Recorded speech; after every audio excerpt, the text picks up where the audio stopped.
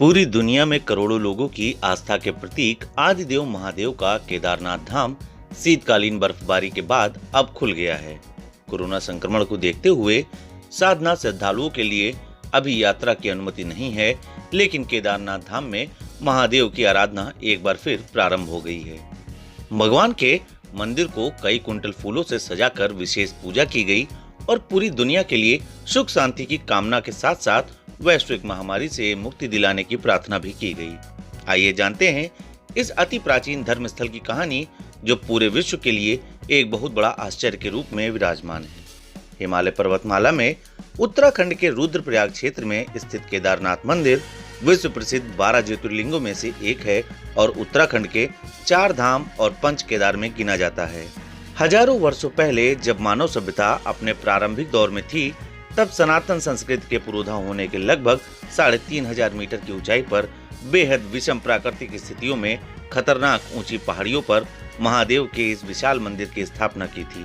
सनातन धर्म दुनिया की सबसे प्राचीन आध्यात्मिक धारा है और स्वामी विवेकानंद ने इसीलिए सनातन संस्कृति और भारतीय संस्कृति को सभी धर्मों की मां कहा था, क्योंकि विश्व की लगभग सभी संस्कृतियों का जन्म सनातन संस्कृति से ही माना जाता है। इसीलिए दुनिया भर में फैले हिंदुओं के तमाम मंदिर इतने प्राचीन हैं कि उनके प्रमाणित इतिहास की जानकारी लोग आज भी नहीं जुटा पाए हैं। विद्वानों के मुताबिक सतयुग में राजा केदार के नाम पर इस स्थान का नाम केदारनाथ रखा गया। राजा केदार बहुत पराक्रमी शासक थे और दुनिया के 7 महाद्वीपों पर उनका शासन था।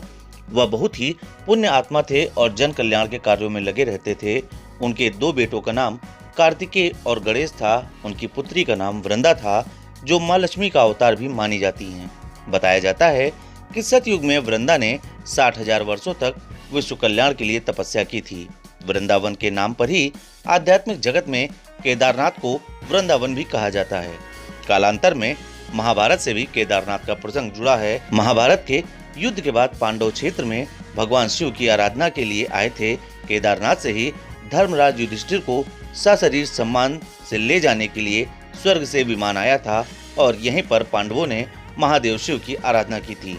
तब से आज तक हजारों वर्षों के अंतराल में बहुत सी कथाएं इस महान धर्म स्थल से जुड़ी हैं। तमाम राजाओं महाराजाओं अपने क्षेत्रों को विकसित करने में योगदान दे चुके हैं। केदारनाथ में आई महाप्रलय के दौरान भी महादेव का यह प्राचीन मंदिर हजारों टन मलबे के बहाव के आगे मजबूती से टिका हुआ था, जबकि कंक्रीट से बनाई गई सैकड़ों बड़ी बड़ी मजबूत इमारतें बह गई थी। इसके बाद से केदारनाथ धाम में दुनिया भर के लोगों की आस्था और मजबूत हो गई। अब भोलेनाथ के भक्त उनसे प्रार्थना कर रहे हैं कि विश्व को इस महामारी से मुक्ति दिलाएं। उनके कपाट खुल गए हैं, लेकिन अभी भक्तों को वहां जाने की अनुमति नहीं है। सभी यह प्रार्थना कर रहे हैं कि जल्द से जल्द स्थिति सामान्य हो और दुनिया भर के लोगों के लिए बाबा केदारनाथ के द्वार खोल दिए जाएं। द इंडियन ओपिनियन के लिए नितेश मिश्रा की रिपोर्ट।